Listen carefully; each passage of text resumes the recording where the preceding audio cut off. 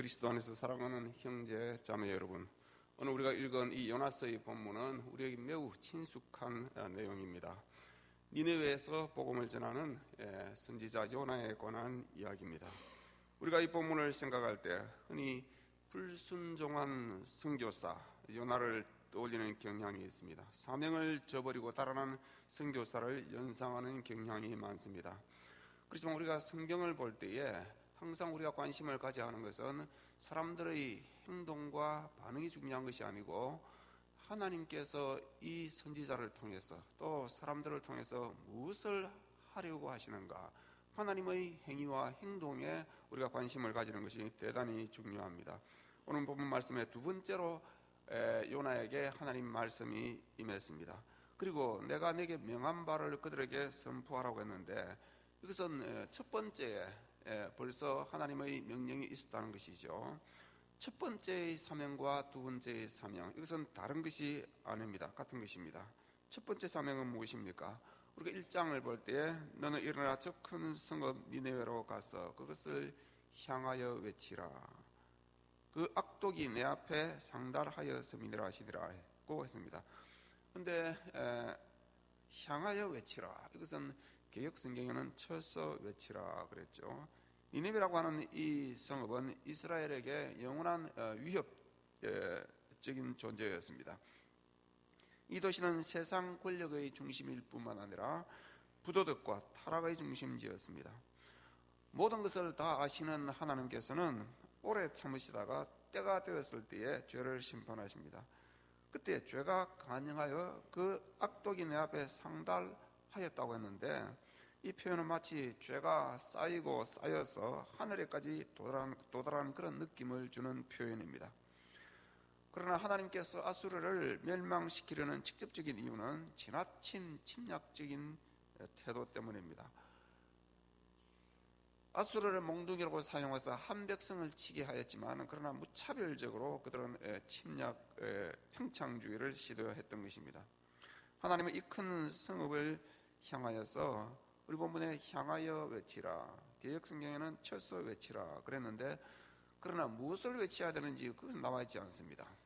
그래서 우리가 이 어투를 볼 때에 이 메시지는 그렇게 친근감이 있는 친절한 메시지는 아니라는 것을 알 수 있습니다. 그래서 쳐서 외쳐라, 우리가 동사를 사용할 때 앞에 이 쳐라는 말을 넣으면 이상하잖아요. 먹다, 넣다, 바르다 앞에 쳐자를 넣으면 그것은 결코 친절한 말이 아닙니다. 그래서 이 말 자체가 심판의 메시지인 것을 말해줍니다. 그러나 요나는 그 하나님의 명령을 거역하고 다시스로 갔습니다. 이 다시스는 최근 고고학적인 증거에 따르면 이 장소가 스페인이라고 합니다. 그렇다면 그는 그 당시의 세상의 끝이라고 하는 이 스페인으로 땅끝까지 도망하려고 시도한 것입니다. 이 요나가 선지자로서 여호와의 낯을 피하여 갔다, 이 말은 그 말도 안 되는 이야기죠. 어떻게 선지자가 하나님의 낯을 피해서 도망할 수가 있습니까? 시편 기자는 내가 주의 신을 떠나 어디로 가며 주 앞에서 어디로 피하리까 라고 시편 139편 7절에서 말하고 있습니다. 우리가 궁금한 것은 왜 요나가 이 도망을 갔을까? 사명을 저버리고 하나님의 이 명령을 피해서 도망갔는가 하는 것입니다. 요나는 하나님께서 니느웨의 죄로 인하여서 그 도시를 반드시 멸망시키실 것이라고 하는 확신이 있다고 한다면 그런 사명을 피하지 않았을 것입니다. 그는 하나님이 공의보다는 자비가 더 많으신 분이라고 생각하기 때문에 이 침략자 니느웨가 기회를 부여받는 것, 구원받는 것을 보고 싶지 않았던 것입니다. 그래서 4장 2절에 보면 여호와여 내가 고국에 있을 때에 이러하겠다고 말씀하지 아니하였나이까. 그러므로 내가 빨리 다시스로 도망하여 싸우니 주께서는 은혜로우시며 자비로우시며 노하기를 뜨리하시며 이내가 크시사 뜻을 돌이켜 재앙을 내리지 아니하시는 하나님이신 줄 내가 알았음이니이다. 그러니까 재앙을 내리지 않을 것인데 괜히 그 선포해가지고 자기만 어떻게 됩니까? 거짓 선지자가 되는 것입니다. 신명기 18장 22절에 보면 참 선지자와 거짓 선지자를 구분하는 몇 가지 기준이 있는데, 그 중에 하나가 그가 선포한 말씀이 실제로 성취가 되어야 되는 것입니다. 그런데 멸망할 것이다 선포를 했는데 멸망 안 하면 어떻게 됩니까? 그는 거짓 선지자가 되는 것입니다. 그래서 그는 도망간 것입니다. 그는 거짓 선지자가 되기 싫었기 때문에 그는 사명을 피해간 것입니다. 요나는 원치도 않았고 이해할 수도 없는 이 사명을 수행하지 않으면 안 되었습니다. 왜냐하면 하나님께서 끝까지 그를 붙들고 계시기 때문입니다. 그 당시 니네웨는 아수르의 수도는 아니었습니다. 그러나 가장 큰 도시였습니다. 산헤립 이후 이 니네웨는 아수르가 멸망할 때까지 최고의 번영을 구가하게 됩니다. 아수르 바니팔이 여기서 마지막 통치를 하게 됩니다. 니네웨의 크기를 말하는데 사흘길이라 그렇게 말하는 것은 이 현대 젊은이들에게는 이게 무슨 말인지 이해가 잘 되지 않기 때문입니다. 날이라고 하는 것이 무슨 거리를 측량하는 도구가 될 수 없기 때문입니다. 그러나 옛날 사람들은 이 날, 그래서 이 날이 대략의 측정 도구가 됩니다. 그래서 해가 길면 사람들은 100리를 걷는다. 그리고 해가 짧을 때는 80리를 걷는다. 그렇게 말을 했습니다. 고대 도시로서 사흘길이라고 하는 것은 상당히 큰 규모를 의미합니다. 그 당시 인구가 12만의 대도시라고 성경은 말하고 있는데 고고학적으로는 둘레가 약 13km요. 그리고 이 인구가 17만 5천 명 정도 되었다고 합니다. 그러니까 이 요나가 직경으로 선포를 하는 것도 아니고 둘레로 선포하는 것도 이 돌아다녀야 되는 거예요. 사흘 동안 돌아다니면서 선포를 해야 되는 것입니다.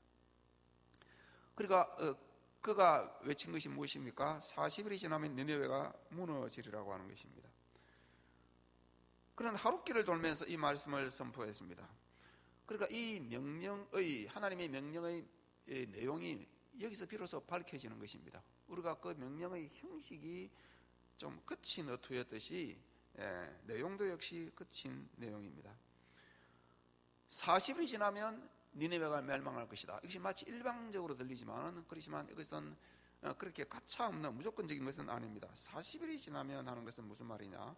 40일 동안 유예기간을 주겠다는 것입니다. 이것은 회개할 수 있는 기회를 주는 것입니다. 물론 이것은 요나가 의도한 것은 아니겠지만 하나님은 이 40일간의 유예기간을 둠으로써 회개할 기회를 주신 것입니다. 그래서 가차없는 심판을 의미하는 것은 아닙니다. 요나는 사흘길을 돌면서 말씀을 외쳐야 했습니다. 그럼에도 불구하고 하루를 외쳤습니다. 그럼에도 불구하고 반응이 나타나기 시작했습니다. 니네웨 백성이 하나님을 믿었다고 했습니다. 그리고 물은 대수하고 굵은 배를 입었다고 했습니다. 하나님을 믿었다고 하는 것은 그들은 하나님의 말씀을 받아들였다고 하는 것입니다. 이 심판이 그가 선포한 심판의 내용이 실제로 일어날 것이라고 믿었다고 하는 것입니다. 그래서 그들은 이 심판을 어떻게 하든지 면해 보려고 노력을 한 것입니다. 그들은 금식하고 굵은 배를 입었습니다. 굵은 배옷을 입는 것은 이 고대 사회에서는 조의를 표하거나 회개를 표시할 때 입는 옷입니다. 요나의 심판의 메시지와 백성의 회개 운동이 거기에서 멈추지 않고 이것이 왕에게까지 전달되었습니다. 이 왕이 우리는 누군지 모릅니다. 아수르단 이 3세인지 아니면 니느웨 통치자에 대한 일반적인 히브리어적인 표현인지 알 수가 없습니다. 어쨌든 니느웨 왕은 이 니느웨를 구하기 위해서 자신이 할 수 있는 모든 이 조치를 취했습니다.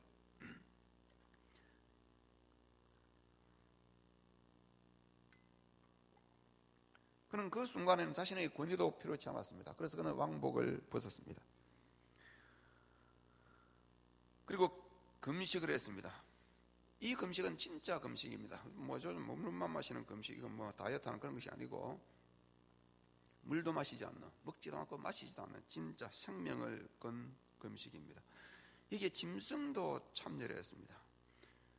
그들은 이 짐승도 인간과 같은 공동 운명체에 속해 있다고 생각했기 때문에 자기들의 이교적인 방식을 따라서 회개를 한 것입니다. 그리고 이 사람들이 이 베옷을 입을 뿐만 아니라 짐승들에게도 이 옷을 입혀가지고 그 정말 이상한 것이죠. 요즘도 애완동물에 멀쩡한 개에다가 옷을 입히고 하는데 개는 털이 있는데 왜 그래 이 옷을 입혀 고통을 주는지 잘 모르겠습니다. 근데 이들의 회개는 이교도들이 그들이 할 수 있는 최선을 다하는 회개 방식이었던 것입니다. 이 회개가 지니는 의미가 무엇입니까? 이것은 크게 두 가지가 있습니다. 첫째는 이스라엘에 향한 하나님의 일방적인 사랑을 의미합니다. 니느웨 사람들이 회개한다고 하는 것은 있을 수가 없는 일입니다. 상상할 수 없는 일입니다. 하나님의 역사가 아니고서는, 하나님께서 그들을 움직이지 않고서는 불가능한 일입니다. 어떻게 해서 제국의 시민이 조공을 바치는 식민지에 이름 없는 선지자가 와서 외치는 그 말씀에 귀를 기울이고 그들이 즉각적인 회개를 할 수 있었겠는가 하는 것입니다. 런던의 대형 박물관에 여러분 다녀오신 분이 있을 것입니다. 거기 보면 이 흑요 속으로 있는 이 검은 방청 오벨리스크가 있습니다. 방청탑이 있습니다. 거기에 제 세 번째 칸에 보면 어떤 이 사람이 아수리의 왕 앞에 납작 엎드려 있는 모습이 있는데, 그 밑에 아카드로 기록된 것이 예후라고 되어 있습니다. 그러니까 예후가 공물을 바치고 있다 이 말입니다. 이 사람들은 이스라엘도 뭐 이름도 잘 모르고 그냥 예후의 나라입니다. 그래서 이스라엘 사람들이 공물을 바치는 것이 역사적으로 기록이 되어 있습니다. 그러니까 자기들에게 이 공물을 바치는 이름 없는 그 하찮은 나라에서 온 선지자의 말씀을 듣고 그들이 거국적인 회개를 한다. 있을 수 없는 일입니다. 여러분, 10가지 재앙에서 나타난 바로의 반응을 보면 그건 상상할 수 있는 것입니다. 바로는 10번이나 약속을 변개합니다. 즉 취소합니다. 왜 그렇게 합니까? 그건 장난치는 게 아니고 재미있으라고 하는 것도 아니고 그건 현실입니다. 바로는 자기가 보이는, 눈에 보이는 현시, 이 호루스 신입니다. 그래서 출애굽기 7장 1절에 모세에게 하나님께서 내가 너를 오늘 바로 앞에서 신이 되게 하겠다. 그 말이 바로 그 말입니다. 신이 신하고 이야기해야지 말이 되는 것이지 사람이 신 앞에 나와가지고 말이 안 되는 거예요. 그래서 그는 자신이 신입니다. 그런데 어떻게 자기들이 부리는 노예들이 섬기는 신의 말을 듣고서 엄청난 노동력을 포기할 수가 있겠습니까? 어떻게 이스라엘 사람들을 해방시킬 수 있겠습니까? 말이 안 되는 것입니다. 그래서 바로의 반응은 여호와가 누구건데? 도대체 여호와가 뭐냐? 그건 우리의 노예들이 섬기는 신이 아니냐? 그 신의 말을 듣고 내가 신인데, 제국의 신인데 어떻게 엄청난 노동력을 포기하겠느냐 이 말입니다. 그것은 도무지 받아들일 수 없는 현실이었기 때문입니다. 여러분, 요나스의 메시지는 요나스에만 기록된 것이 아닙니다. 열왕기하 14장 25절에 보면 여로보암 20대에 영토 확장을 위해서 그가 예언한 내용이 나옵니다. 이스라엘 하나님 여호와께서 그 종 갓 헤벨 아미떼의 아들 선지자 요나로 하신 말씀과 같이 여로보암이 이스라엘 지경을 회복하되 하맛 흑이에서부터 아라바 바다까지 하였다고 그랬습니다. 요나의 선포로 말미암아서 하나님께서 이스라엘에게 새로운 기회를 주셨습니다. 여로보암은 악한 왕입니다. 그러나 일방적으로 하나님께서 너무 처참하게 살아가는 그 백성을 불쌍히 여기시고 하맛 흑이에서부터 아라바까지, 그것은 솔로몬 이후의 최대의 영토를 확보하는 일입니다. 그래서 이 여로보암 시대에 이 국군이 새롭게 회복하는 기회를 맞이하게 됩니다. 바로 이 일이 요나로부터 시작되는 것입니다. 바로 그리고 이 영토 확장은 바로 요나 시대에 이루어진 것으로 볼 수 있습니다. 우리는 언제 어떻게 이 하나님의 약속이 성취되었는지 알 수가 없습니다. 그러나 성경에서 유일하게 그 가능성을 발견할 수 있는 부분이 있는데 그것이 바로 이 니느웨가 회개하는 순간입니다. 40일 동안 회개하는 동안에 이 니느웨의 회개가 아수르의 제국에 영향을 미쳤을 것으로 봅니다. 이것은 무엇을 의미하냐? 무장해제를 의미합니다. 이스라엘이 억압을 당하고 있는 가운데, 착취를 당하고 있는데 이들이 국력을 회복할 수 있는 기회가 언제겠습니까? 그들이 회개하고 앉아있을 때 그들은 이스라엘은 자신의 영토를 회복할 수 있는 기회를 얻었던 것입니다. 그래서 솔로몬 이후에 가장 넓은 영토를 차지한 시대가 바로 요나가 선포한 대로 여로보암 2세 때 이루어진 것입니다. 이것이 요나의 사역과 관계가 있다고 하는 것입니다. 그래서 이 하나님의 일방적인 사랑을 보여주고 또 자기 백성에게 희망을 안겨다주는 사역이 바로 요나의 사역이었습니다. 물론 요나는 이것을 이해하지 못했을 것입니다. 그러나 하나님은 그의 사역을 통하여서 자신의 약속을 지킴으로써 이스라엘에게 번영을 허락하신 것입니다. 둘째로 이 니느웨의 회개는 이스라엘을 향한 회개를 촉구하는 것입니다. 니느웨 왕과 백성이 회개하는 것, 그것은 상상도 할 수 없는 것입니다. 그러나 그들은 말씀을 받아들였습니다. 그들은 여호와 하나님이, 이스라엘 하나님이 어떤 신인지 그들은 몰랐습니다. 이것은 개역성경의 8절에서는 여호와께 부르짖으라 했지만 그건 잘못된 것입니다. 그래서 개역개정에는 하나님께 부르짖으라 이렇게 말을 한 것입니다. 그들은 외적으로 회개했습니다. 금식을 하고 굵은 벼옷을 입고, 그리고 마음으로 돌이켰습니다. 악에서 돌이키라, 마음으로 회개했습니다. 그들은 용서에 대한 아무런 보장도 받지 않았습니다. 혹시 뜻을 돌이킬지 않으냐.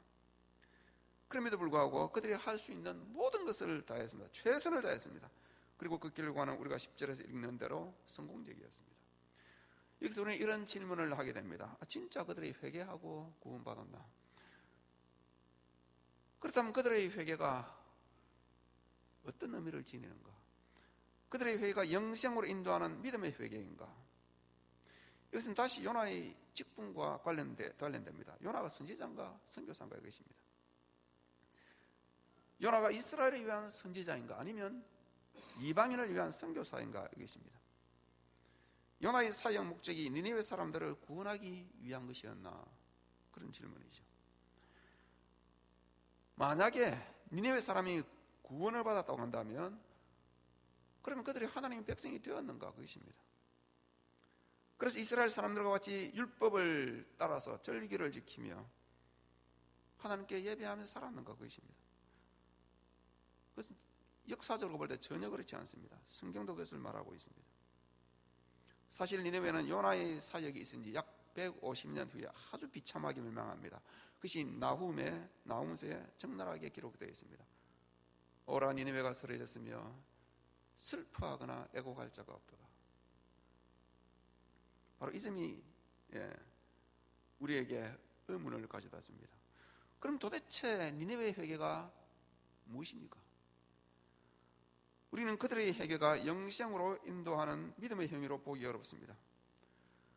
중요한 것은 그들의 회개는 하나님 보시기에 충분하다고 하는 것입니다. 바로 이 점이 중요합니다. 요나의 사역이 주는 메시지는 이스라엘도 회개하면 용서받는다고 하는 것입니다. 이스라엘이 생각할 때 세상에 가장 악랄한 사람, 정말 구제불능이라고 하는 사람이 있다면 그건 아수르 사람입니다. 침략자이기 때문입니다. 그들은 정말 용서받을 수 없고 용서받아서는 안 되는 잔인한 사람들이라고 생각했습니다. 정말 그들은 가능성이 없는 사람들이라고 이스라엘 사람들은 판단했습니다. 당시 이스라엘 사람들은 완악했습니다. 그들은 아주 종교적이었습니다. 그러나 하나님께서는 그들의 제사를 원치 않았습니다. 그것은 하나님의 가증한 것이었고 그들의 마음은 하나님을 떠났고 그냥 형식만 하나님 앞에 제사를 지내고 있는 것입니다. 그들은 돌아오라고 하는, 하나님께로 돌아오라고 하는 여러 선지자의 메시지를 수없이 들었습니다. 그러나 그들은 돌이키지 않았습니다. 그들은 수없이 많은 구원의 메시지를 듣고도 그들은 회개하지 않았습니다. 그러나 니느웨는 어땠습니까? 단순한 심판의 메시지를 듣고 그들은 회개했습니다. 아수르 사람들은 회개할 가능성조차 보이지 않던 사람이었습니다. 그렇지만 회개했습니다. 그들은 하나님이 어떤 분인지도 몰랐습니다. 그래서 개역 성경에는 여호와라고 번역했고 그리고 개역 개정에는 하나님이라고 번역했습니다. 그러나 그들에게는 하나님이라고 하는 이 유일신의 개념이 없습니다. 이것을 제대로 번역하려면 신들이라고 번역해야 어울리는 것입니다. 신들에게 부르짖으라, 힘써 부르짖으라. 그들은 몰랐습니다. 그러나 그들은 회개했습니다. 그러나 이스라엘은 하나님이 어떤 분인지 너무너무 잘 압니다. 하나님의 속성을 압니다. 하나님의 역사를 압니다. 그들은 은혜를 받았습니다. 그럼에도 불구하고 그들은 회개하지 않았습니다. 요나는 이 사실을 이해하지 못했지만 하나님은 요나의 선포와 니느웨의 회개를 통해서 이스라엘의 회개를 촉구하셨습니다. 너희도 회개하면 살 수 있다. 회개하라는 것입니다. 너희가 생각하는 그 아수르 사람도 회개하니까 용서받지 않느냐. 이것이 너희가 살 길이다 한 것을 실제적으로 보여주신 것입니다. 여러분 가운데 제가 일방적인 해석을 하고 있다고 생각할지 모르겠습니다. 그러나 예수님도 저희 해석을 지지하고 있습니다. 마태복음 12장 41절에 보면 심판날에 니느웨 사람들이 이 백성을 정죄하리라 그랬습니다. 여러분, 니느웨 사람의 심판날이 왜 일어납니까? 니느웨 사람들이 부활을 합니까? 그런 뜻은 아니고 니느웨 사람들의 회개가 자기 백성을 심판하는 기준이 된다고 하는 것입니다. 오늘 자기 백성의 회개가 니느웨 사람들의 회개에 미치지 못해서 되겠느냐, 그 말입니다. 니느웨 사람들의 회개가 자기 백성을 심판하는 기준이 된다는 것입니다. 여러분, 기독교 신앙의 출발점은 회개입니다. 회개하고 복음을 믿으라. 그 예수님의 첫 설교입니다. 기독교의 핵심 교훈도 회개하는 것입니다. 회개를 통해서 용서받고 새로워집니다. 회개하는 곳에 새로운 출발점이 있습니다. 소망이 있습니다. 하나님과 새로운 관계를 수립하는 것도 회개를 통해서만 가능합니다. 이것이 바로 언약 경신이라고 하는 것입니다. 회개가 필요 없다고 주장하면서 죄사함의 비밀 이런 것을 강조하면서 성도를 미혹하는 구원파는 잘못된 것입니다. 회개는 중요한 것입니다. 그래서 주기도문에서도 이 회개가 차지하는 부분이 상당히 깁니다. 그러나 현대인은 회개하는 것에 별로 익숙지 못한 것 같습니다. 교육을 많이 받고 공부를 많이 한 사람일수록 자기를 합리화하는데 아주 능숙합니다. 회개하는 것은 어쩌면 신념이 부족한 사람들이라 하는 것처럼 보입니다. 그래서 이 시대 사람들이 얼마나 뻔뻔한지 모릅니다. 분명히 사건이 터지고 문제가 발생해서 수많은 사람들이 고통을 당하고 있음에도 불구하고 아무도 책임지는 사람이 없습니다. 자신의 잘못을 인정하고 회개하는 사람이 없습니다. 자신의 잘못을 인정하고 시인하면서 용서를 구하는 것은 이것은 마치 자기 자신의 이 정치 생명이나 이 생명이 끝나는 것이라고 생각할지도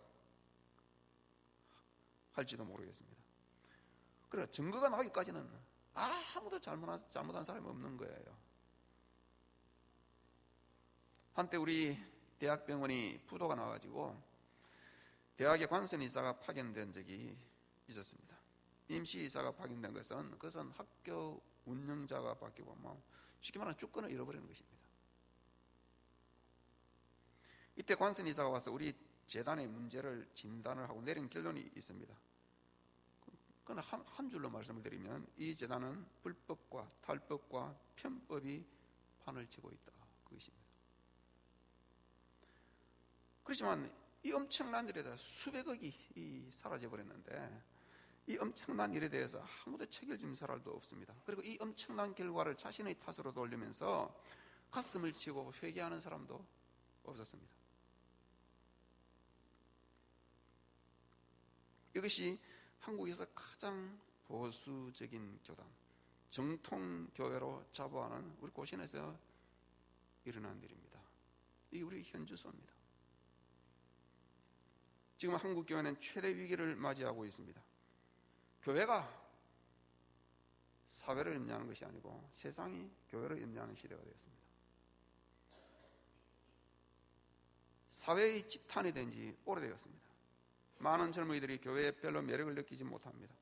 하나님은 눈에 안 보이니까 사람 보고 복음을 판단하는 것입니다. 그리고 교회를 떠납니다. 이제 사람들은 더 이상 복음에 관심을 갖지 않습니다. 복음을 별로 들어본 적이 없어가지고 교회는 다녔는데 한국교회 위상은 그 끝을 모르고 추락하고 있습니다. 거기다가 그 추락을 가속화시킨 사건이 있는데 그것이 교황의 한국 방문입니다. 저는 그때 한국에 없었습니다.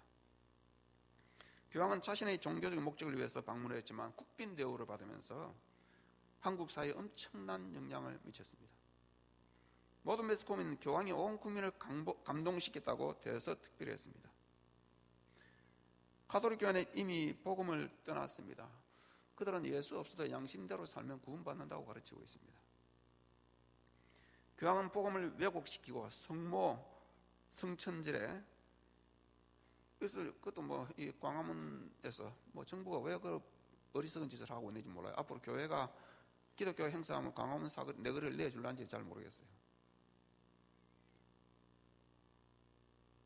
그 시복식을 하는 미신적인 행위를 함에도 불구하고 그의 행보는 국민 모두에게 강한 인상을 심어 주었습니다. 교황의 행동이 한국교회를 향한 비판을 더욱더 날카롭게 만드는 것은 그 행보가 한국교회의 모습과 너무나도 대조적이기 때문입니다. 그가 하는 행동은 하나하나는 좀 제수시합니다. 그것은 퍼포먼스에 지나지 않습니다.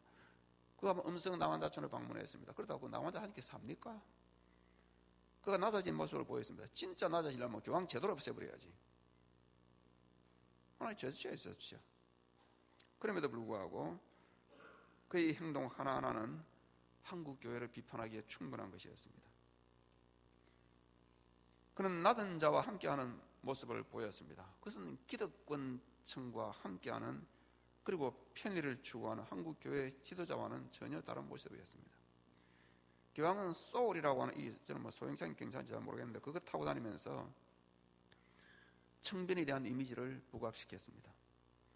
그것은 대형차를 타는 것을 이 목회 성공으로, 이 목회 성공의 상징으로 통하는 한국교회의 지도자들의 속물근성에 철퇴를 가하는 것이었습니다. 그것도 모르는 사람도 많습니다. 교황이 약하고 가난한 자를 찾은 것은 가진 자에 대해서 치대한 관심을 가진 천박한 자본주의를 쫓아간 한국교회를 부끄럽게 만드는 일이었습니다. 그가 주는 평화의 메시지는 사람들이 틈만 나면 싸우는 한국교회의 지도자들로부터 국민이 등을 돌리기에 충분한 것이었습니다. 그가 고통을 당하는 자들을 위로했고, 이것은 이웃의 고통에 아랑곳하지 않고 자기 교회 성장만 추구하고 권력지향적인 태도를 취한 한국교회에 대한 큰 경고가 됩니다. 교황의 한국 방문은 그 몇 가지 퍼포먼스, 그것 때문에, 그것을 통해서 한국교회가 엄청 부끄럽게 되었습니다. 그의 행동은 한국교회를 아주 초라하게 만들었습니다. 무참하게 짓밟았다 해도 크게 과장된 것은 없을 것입니다. 국민들은 더 이상 교회 지도자를 존경하지 않습니다. 대형교회 지도자들은, 목회자들은 이제는 이 복음을 훼손하는 이 상징적인 존재가 되어버렸습니다. 한국교회가 타락했기 때문입니다. 앞으로 한국에서 그리스도인으로 사는 것이 조롱거리가 될 것입니다. 진리를 따라 사는 자체가 외로운 길입니다. 그러나 앞으로는 더욱더 외로운 길이 될 것입니다. 당신같이 훌륭한 분이 어떻게 그런 한심한 종교를 믿고 있습니까? 이런 시대가 올지도 모릅니다. 가톨릭 교회는 미신과 전통 위에 서 있습니다. 그러나 한국 교회는 세속주의라고 하는 우상을 섬기고 있습니다. 세속주의는 어려운 말이 아닙니다. 그냥 세상의 가치관을 따라 사는 것입니다. 세속주의는 본능적인 욕구를 따라 사는 것입니다. 본능이 요구하는 대로 그것을 충족시키려고 노력하는 것이 세속주의입니다. 그것은 복음과는 너무나 거리가 먼 것입니다. 그것은 자연 종교나 샤머니즘, 기복신앙이나 그런 욕구를 채워주는 것이지, 복음은 그것과는 전혀 상관이 없는 것입니다. 복음은 우리가 추구하는 그 생리적인 욕구, 본능적인 욕구가 얼마나 잘못된 것인가를 지적합니다. 그리고 그 욕구를 통제하도록 도와주는 것입니다. 그럼에도 불구하고 한국교회는 복음이라고 하는 이름으로 온갖 세속적인 목적을 추구해 왔습니다. 그게 바로 번영신학이라고 하는 이름 하에서 이루어진 것입니다. 교회 성장신학이라고 하는, 개인의 성취와 번영, 개교회주의와 교회의 대형화를 지향하는 이 모든 것이 교회를 병들게 만든 것입니다. 그 과정에서 교회는 세상과 구분이 안 되는 거예요. 교회가 재구실을 못하도록 한 것입니다. 여러분, 이런 교회에서 어떻게 주님이 요구하시는 대로 자기를 부인하고 십자가를 지고 따르겠다고, 주님을 따르겠다고 나서는 사람이 있겠습니까? 우리는 예수님이 말씀하신 팔복에 아무 관심 없는 사람들은 그거 우리한테 좋은 복이 별로 없습니다. 의에 줄이고 목마른 자는 복이 있나니, 별로 좋아. 우리는 복에 줄이고 목말라야지 의를 실천하는 것에 별로 관심이 없습니다. 한국교회는 정말 새로워져야 됩니다. 정말 교회가 교회다워지려면 모두가 주님께로 돌아가야 되는 것입니다. 그것이 바로 회개입니다. 회개. 돌아가는 회개입니다. 한국교회는 그동안 저질러온 모든 잘못을 하나님 앞에 회개하고, 그렇게 가르친 교회 지도자들이 회개하고, 그렇게 배운 성도들이 회개해야 하는 것입니다. 여러분, 회개는 운동이나 이벤트가 아닙니다. 2007년도에 평양 이 부흥운동을 재현하기 위해서 지역마다 회개 운동을, 큰 행사를 개최했습니다. 그래서 한국교회가 엄청 변화되었습니까? 회개는 이벤트가 아닙니다. 행사를 통해서 한국교회가 변화될 것이다. 어리석은 이야기입니다. 거기는 참다운 회개가 없었습니다. 부흥이라고 하는 것은 회개함으로 말미암아 우리 속의 죄를 청산하고 정말 우리가 하나님 앞에 새로워질 때 오는 것입니다. 회개는 성령의 인도를 따라서 우리의 생각을 바꾸는 것입니다. 회개는 생각을 바꾸는 것입니다. 그래서 주님을 따라 살아가는 것이 회개입니다. 회개는 우리 눈물의 양에 달려 있는 것이 아닙니다. 생각을 바꾸어서 주님을 따라 살아가는 것입니다. 혹시 한국교회가 우리는 가톨릭같이 우상을 숭배하는 교리가 없으니까 하나님이 우리와 함께 하신다, 그렇게 생각하면서 자신의 죄를 회개하지 않는다고 한다면 그것은 구약시대의 이스라엘과 똑같은 것입니다.